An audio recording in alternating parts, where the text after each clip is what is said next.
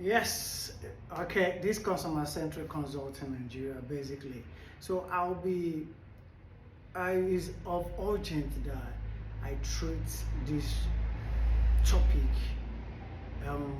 with what is happening in the world right now and how we how the customer's experience and services is is going on, and I wanted to take a deep dive into what I'll be doing and what I'll be taking you at this moment. So this is going to be on YouTube and almost all the channel, but basically the full video will be on YouTube as you are seeing it right now. But I'll be taking something on the psychology of customer service and experience basically.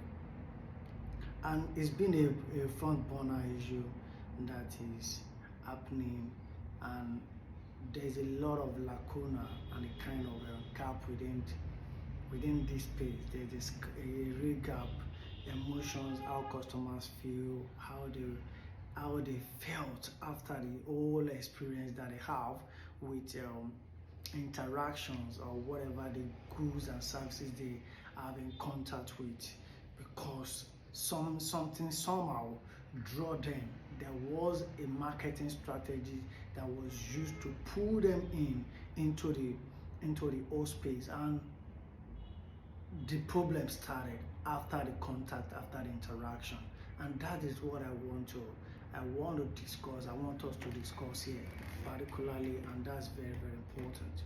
So I will start by saying the psychology of customer service is about understanding how customers feel, think, and interpret interaction, and how agents can intentionally shape those perceptions to create a positive expectation.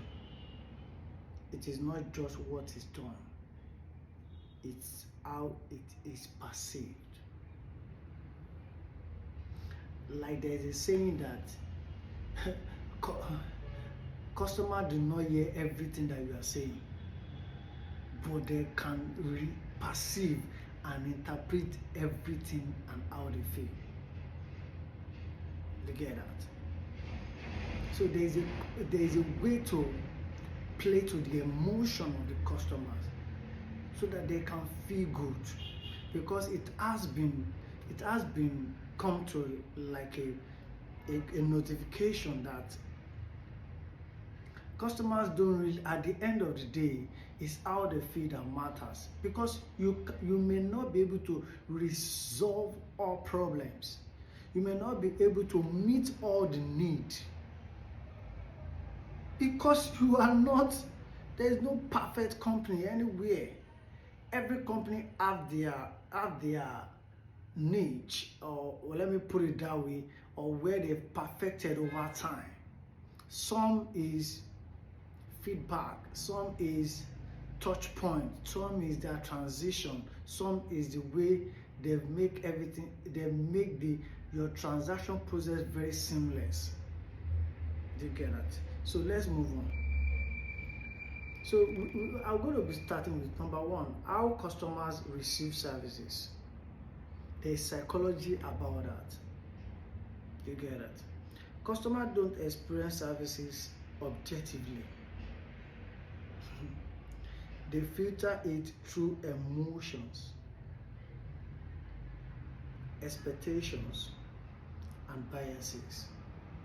So they have something in their mind that they want already. There's a lot going through their mind. There's a lot going through their mind, and they want you to be able to factor that out. Okay? So there's what we call opening verbiage. Your verbiage doesn't really mean you are on a call like this. It also means that at every point you have interaction or contact with the customer, there's a reason why it's called verbiage. Do you get that? So it's more or less to be actionable. It is expected to be actionable, expressive, and it has to be positive. Did you get that? So let's put it that way. So there's what we call first impression shapes everything. At the point that customer is coming in contact with you as first, that is expected that there is an impression that will be created immediately, and that has a long way to go all through the journey of the customer. You see, the journey of the customer is this: customer is attracted due to an interest in something or a need. Then the customer goes to the contact, try to assess what was advertised or marketed. You see, from that point, the journey has started. Interest, need, accessibility, purchase, use. Then the end point is satisfaction, which has to do with customer success. You see, that journey, all those journey, customer must enjoy 90% of that. 90%. So the first impression shapes everything. The brain forms judgment in seconds. That's at the point that you are coming in contact with the customers. Your tone, your greetings, your responsiveness. You see, like on a call or like a mail, is customer is expected to get a response, not necessarily the solution, a response within 24 hours. Over time, the average response time for all those things has also been reduced. For a call is after 2-second ring. That is the world international standard. After second ring, you must come to a play that, oh, thank you for calling, thank you for contacting. At the third ring, you are already late. You are late.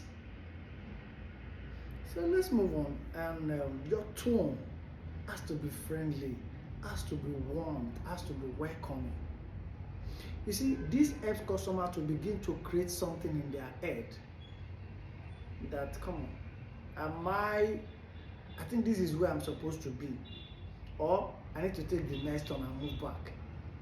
So the biases will be created if the first impression is actually wrong. You get that? So that is that for that. We are moving with that. Hello? I hope you are with me. Okay? So a warm confidence start creates trust instantly. A poor start makes customers look for fault. And you don't want to do that to yourself. Okay? This relates to the primacy effect. People remember the beginning most. Okay? So let's look at the emotions drive perceptions, not logic. Customers remember how you made them feel more than the solution itself. I mentioned that earlier. Frustrations, urgency, or anxiety affect how they interpret responses. I get it. Emotion can transfer from agent to the customers. So you see, this is where I've come to play so many interactions about with the many business and brands. You see, customer service is not just that you put anybody there. There are criteria to recruit or hunt for customer service agents. There are criteria. For instance, you can't employ somebody who have his emotions scattered here and there. You will definitely pass those emotions not kept together to the customers. Did you get that? Okay, so that's that anyway. And what else? Okay, let's look at this basically.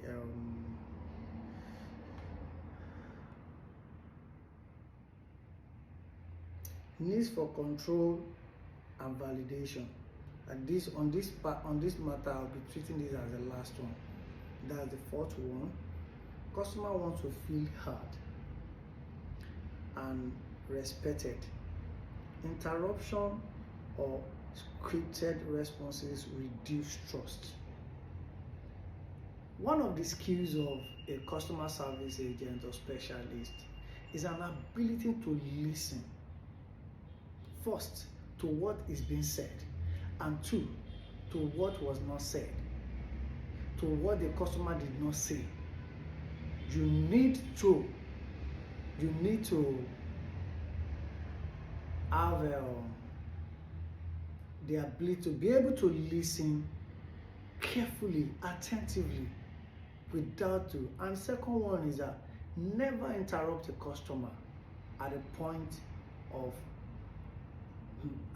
that you are interacting with customer. It is not accepted in the industry. Do never interrupt a customer. Thank you. See you in the next episode.